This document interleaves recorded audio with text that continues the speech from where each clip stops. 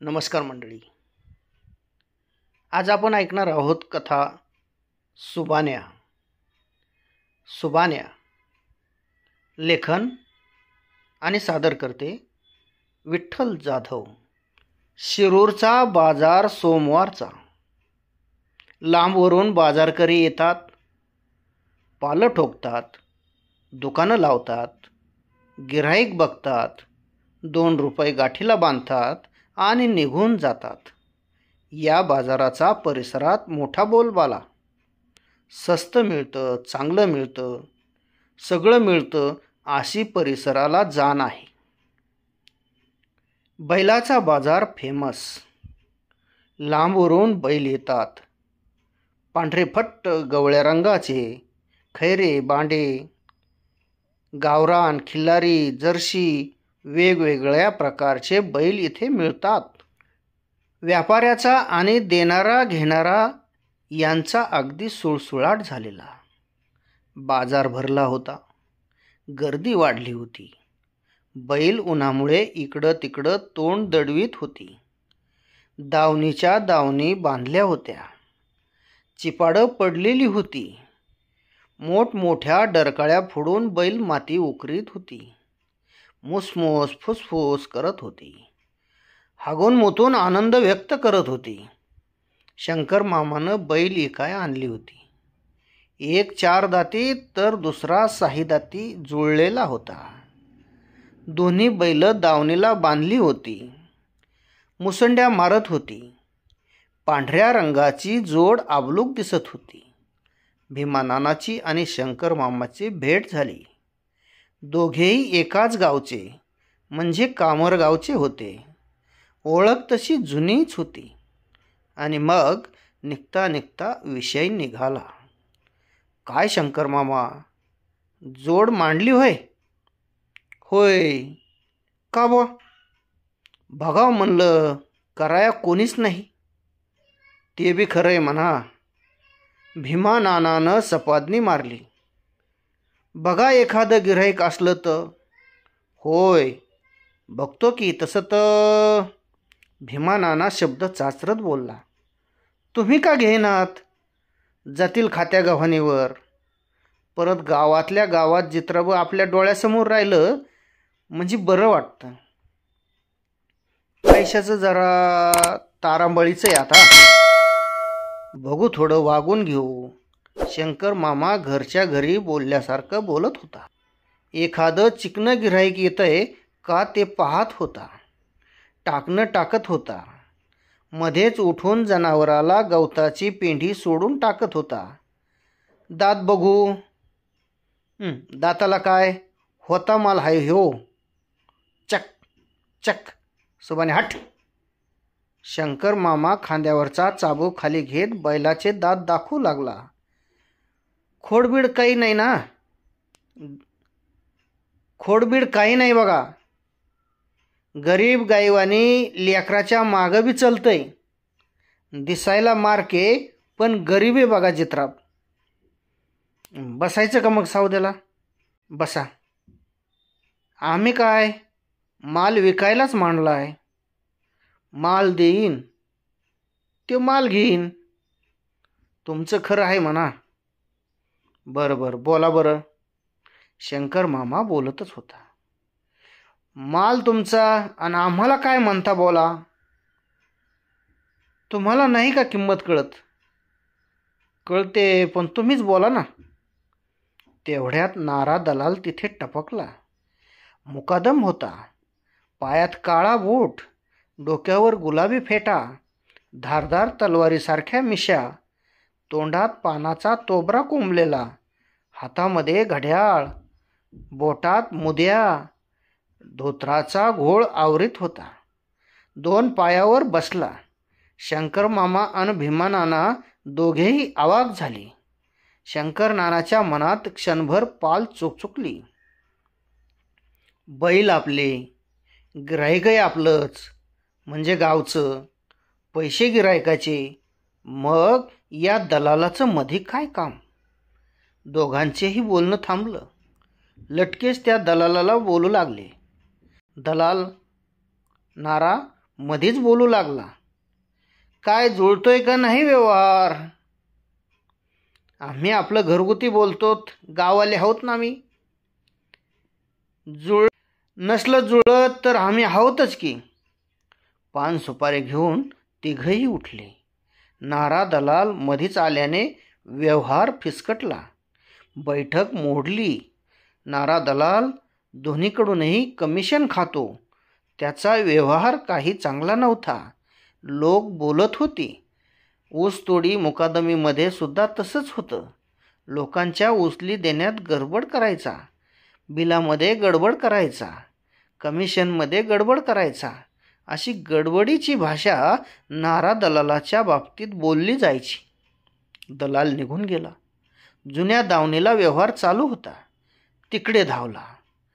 भीमानाना पुन्हा माघारी फिरला. नारा दलाल गेल्याची दोघांनी खात्री केली आणि व्यवहार पुन्हा सुरू झाला. दोघेजणच बोलू लागले. बरं बोला बरं शेवटचं. शेवटचं काय बोलायचं हो? 50,000, 1,00,000 का 2,00,000? 1 अन् 2 राहू द्या. जोडीचे 50,000 देऊन टाका. असा माल पुन्हा मिळणार नाही. घरच्या गाईचे गोरे तो ते काही व्यापाराचे नाहीत. फसवा विसवा माल नाही हो ह्यो. लय शेंगा झोडू नका, फेकू नका. तुम्ही तर लयच फेकलं हो. गरीबाला घ्या जरा पदरात. बैलाचा शिंग सोन्याचा होईल बघा, असं भाऊंनी सांगितलं होतं ना. मग तेच आता होतंय बघा. भीमा नाना तुम्हीच घ्या पदरात. 40. काय 40? नाही, लय राडोळी नाही केली तुमची हो. नाही तर काय, मध्ये नारा दलाल घुसला असता तर तेवढे बी दिले असते तुम्ही. ते खरंय म्हणा. दलालाचं काय, मला नाही आणि तुला नाही. घाल कुत्र्याला, आपणच घेऊ जुळवून. बर, माझे 50 राहू द्या आणि तुमचे बी 40 राहू द्या. शंकर मामा मधला मार्ग काढण्याच्या तयारीत होता. म्हणजे 45 पकडा. पटलं तर होय म्हणा, नसता बैठक मोडली म्हणून समजा. सौदा फिसकटला असंही समजा. चहा पिऊ आणि तुमचा आमचा राम राम. थोडी तरी गुंजाईश ठेवा ना राव, लय नका तोडू. भीमा नाना तयार होता. मानसिकता बदलली होती. त्याला बैलाची गरज होती. घरून बजावून सांगितलं होतं, आज बैल घेऊन या, कामधंद्याला लागतील म्हणून. पाळी पेरणी उरकल. भीमा नानाचा विचार होता. डोळ्यासमोर सर्रकन पडदा सरकत होता. तो भानावर आला. बाजाराच्या किलबिलाटात मोठ्यानं बोलावं लागत होतं. सावध होत भीमा नाना बोलला, 45 राहू द्या. 44ला देऊन टाका. 44ला? बर, 500 वर करून टाका आणि व्यवहार टाका मिटून. आणि 2 महिन्याच्या आत आपला व्यवहार कंप्लीट करून टाका. जिकडं तिकडं होऊन जाईन. सोडला. असं म्हणत व्यवहार झाला. दलाल नाही, मध्यस्थी नाही. बैल घेतल्याचा भीमा नानाला फार आनंद झाला. घरच्याला कौतुक वाटलं. बैलाचा कासरा, मोरखी, सर नवीन घेतला. घराजवळ शेत होतं. शेताला चिटकून डोबीचा डोंगर होता. डोंगरावर भरपूर चारा होता. बैलाची नावं बाण्या सुबाण्या ठेवली. बैल गरीब गाईवानी होती. कुणालाही सोडून देत होती. प्रत्येकाला हाताळता येत होती. घरात लहान लेकरं होती. भीमा नानानं सगळा व्यवहार 2 महिन्याच्या आत मिटवला. किडूक मिडूक विकून टाकलं. कणगीतला माल विकला. भीमा नानाची कारभारीण कष्टाळू होती. मोलमजुरी करायची, कोंबड्या पाळायची, 1-2 शेळ्या ठेवायची. 2 रुपये गाठीला पाळून होती. बैलाला शेलका माल आणून टाकायची. वेळेवर पाणी पाजायची. बैलाला काही काम नव्हतं. लोकाच्या पाळी मोगड्याची कामं झाली होती. पिकं जोमात होती. रान मोकळे होईपर्यंत काहीच काम बैलांना मिळणार नव्हतं. आणि मग एक दिवस आसराजी अण्णा घरी आले. जातीचा ना पातीचा माणूस, पण लोभाचा होता. त्याच्या मोकळ्या स्वभावामुळे दोन्ही घराचं जुळत होतं. एकमेकाच्या घरी जाणं येणं वाढत होतं. भीमानाना, आसराजी अण्णा अचानक बोलला. भीमा नाना बेसावध होता. दचकूनच बोला, गाडी लावतो का पाण्यावर? म्हणजे? भीमा नाना सावध झाला. काय नाही, चहा पाजव अगोदर. एवढे बैल घेतले, साधा चहाचा घोट सुद्धा पाजला नाहीस. चुकलंच बुवा. अगं ए, चहा टाकतीस काय? आतून आवाज आला. होय होय. आसराजी अण्णा पलानीच्या कडला बसला. भिंतीला टेकत बोलला. बैल काय करतेत आता? काय खाऊन पिऊन बसलेत दावणीला. अरे सडकीचं काम निघालंय, पाणी वाहण्यासाठी गाड्या लावणार आहेत म्हण. होय होय, पण माझ्याकडं तर गाडी बी नाही. मी कशाला आहे? म्हणजे? अरे माझ्याजवळ मोकळीच गाडी आहे बसून. तरी काय करणार आहे ती तरी? नसता मग असं करू. कसं? भीमानानानं प्रश्न विचारला. तुझी मालकीन कामावर जाता, बरोबर आहे ना? मी पण येतो रोजानं. दोघात एक गाडी लावू पाण्यावर. मुकादम माझ्या ओळखीचाच आहे. जमलं की मग. नाहीतरी बैल बसून तरी काय करणार आहेत? बरं झालं हाडोळीला नव्हता नवरा आणि झोटिंगाला नव्हती बायको. तुझी गाडी, माझे बैल, अगदी मजेत गाडी चालेल आपली. दोघेही हसत होते. तेवढ्यात घरातून चहा आला. दोघांनीही चहा घेतला. बैलाला काम मिळाल्याचा आनंद दोघांच्याही चेहऱ्यावर स्पष्ट जाणवत होता. बैल खूप गुणाची भेटली बघ. आपण त्यांना काही त्रास देत नाही. पोटच्या पोरावाने जपतोय बघ. माहुलानं पोरग मोठ्या गुणाचं ठरलं बघ. ते जन्मलं आणि हे बैल घेतले. दोघंही उठले, हसत होते. बैलाच्या पाठीवर थाप टाकली. बैल घळाघळा मुतले. त्यानं शेपूट वर करत आपला आनंद व्यक्त केला. मालकाला चाटायला जीभ बाहेर काढली. भीमा नानानं वैरण पुढे सरकवली. आसराजी अण्णानं बैलाचे दात बघितले. मंगळवारपासून लावू गाडी पाण्यावर. आठवड्याला पगार घ्यायचा रोख पैसा. जाऊ की. गाडीचं साकान बघून घ्यावं लागल. धावा भिवा बघाव्या लागतील. डोंगराला थोडे चारून आणतो बैल. बाण्यान सुबाण्या नाव ठेवलीत बघा त्यांची. हे पाण्याचं बरं आहे आपलं. तिकडे बेलापूर सोलापूर कारखान्यावर ऊस तोडायला हाल करून घेण्यापेक्षा अशी कामं निघाली तर इथंच काम मिळतील लोकाला. तसा आपला जिल्हा लयच मागास म्हणायचं. तिकडं नगर, पुणे, सांगली, सातारा, कोल्हापूर, किती भाग सुधारलाय. आपला बघा, आपण वागतो का त्यांच्यासारखं? बर, येऊ का आता? आसराजी अण्णा निघून गेला. भीमा नानाच्या डोक्यात चक्र सुरू झाले. आसराजी अण्णाची गाडी नीट केली, टिपाडं बांधली, डागडुजी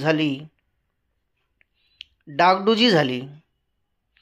तसा मंगळवारचा दिवस उजाडला. बाण्या सुबाण्याला भरपूर खाऊ घातलं. त्यांच्या पाठीवरून प्रेमाने हात फिरवला. आसराजी अण्णाच्या गाडीला झुपली. गाडी भन्नाट पळायला लागली. सकाळीच गाडी काढली होती. कोवळं पिवळं धमक ऊन चमकत होतं. त्यात पांढऱ्या रंगाची ही जोडी अधिक उठावदार दिसत होती.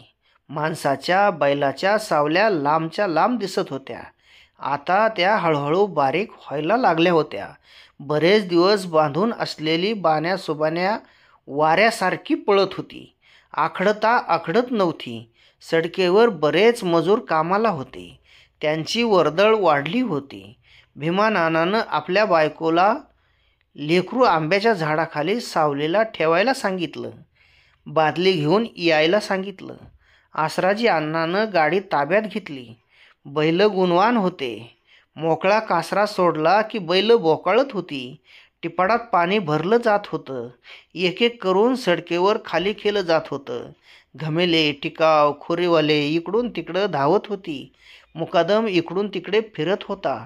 मस्टर कारकून हजेऱ्याचं बघत होता. लोलरवाला ते चालू करण्याचा प्रयत्न करत होता. बाजूने रस्ता काढून दिला होता. वाहनं त्यावरून जात होती. धुराळा उधळीत होती.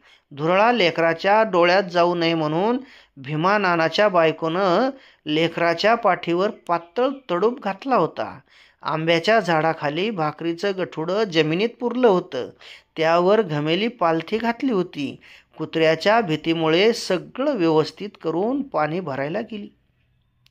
आसराजी अण्णा, भीमा नाना आणि त्याची बायको यांनी मिळून गाडीच्या 3 खेपा खाली केल्या. आता दुपार झालती. ऊन मी म्हणत होतं. गाडी कुठेतरी सावलीला सोडणे आवश्यक होतं. भीमा नानाने विषय काढला. आसराजी अण्णा, गाडी कुठेतरी सावलीला लावायला पाहिजे. आता भुका बी लागल्यात. गाडीच्या चाकाची धाव पडल उन्हानं. ती सावलीला लावली पाहिजे, होय ना? होय की, तिथंच लावू आंब्याखाली. सावली दिसतीया. आंब्याकडे गाडी वळवली. सावलीला लावली. गाडीचा नळा काढला. चाकाला वंगारी करून घेतली. धावावर थोडंसं पाणी ओतलं. आंब्याची गार सावली झोप लागावी अशी होती. सावल्या कलत चालल्या होत्या. मधीच थोडं ऊन चमकत होतं. भीमा नाना काम करून दमला होता. पोरगं पाठीत टाकून भीमा नानाची बायको पसारा आवरीत होती. मुकादम चला उठा म्हणाला की उठावं लागणार होतं. आसराजी अण्णांनी बैलाला वैरणीची एक पेंडी इसकाटून अर्धी अर्धी करून टाकली. थोडा वेळ दाट टोकरीत बाजूला बसला. तसा भीमा नाना उठला. त्याची बायको जागीच होती. सावल्या पार कल्ल्या होत्या. आसराजी अण्णा उठून बोलला, वहिनी, पाणी आणा प्यायला आपल्याला. साऱ्या सडकेला आपण पाणी वाटायचं आणि आपल्यालाच पाणी नाही प्यायला. होय होय, आता आणते भांड भरून. भीमा नाना, तू तेवढं मुकादमाला विचार. काय अजून किती खेपा टाकावं लागतील म्हणावं? जातो विचारतो. भीमा नाना मुकादमाकडं गेला. भीमा नानाची बायको भांड घेऊन पाणी आणायला गेली. पाटीतलं पोरगं रडायला लागलं म्हणून माघारी फिरली. त्याला थोडंसं समजावलं आणि पुन्हा भांड उचललं. पाणी बरंच लांब होतं. पोरगं शांत झोपलं होतं. आसराजी अण्णानं गाडीला बैल जुंपले. वैरण बाजूला सारली. खांद्यावर चाबूक घेतला. कासरा मोकळा सोडला. माणसं कामावर पांगली होती. बैल धुमाट पळायला लागले. आवरता आवरेनात. सहज लक्ष गेलं. समोर बाळाची पाटी होती. ते शांत झोपले होते. आसराजी अण्णानं पाटीत बाळ पाहिलं. डोळ्यासमोर काजवे चमकले. अण्णानं क्षणात बैलाचा कासरा ओढला. बैलाचा एक पाय पाटीत पडणार तेवढ्यात बैलानं पाय वर धरला. बाळ वाचलं होतं. सुबान्या कामाला आला. बाळाला जीवदान देऊन. सगळ्यांच्या डोळ्यात अश्रू तरळले. दुःखाचे, आनंदाचे. मुक्या सुबान्याचं सर्वत्र कौतुक होत होतं. बाळाचे प्राण वाचले होते.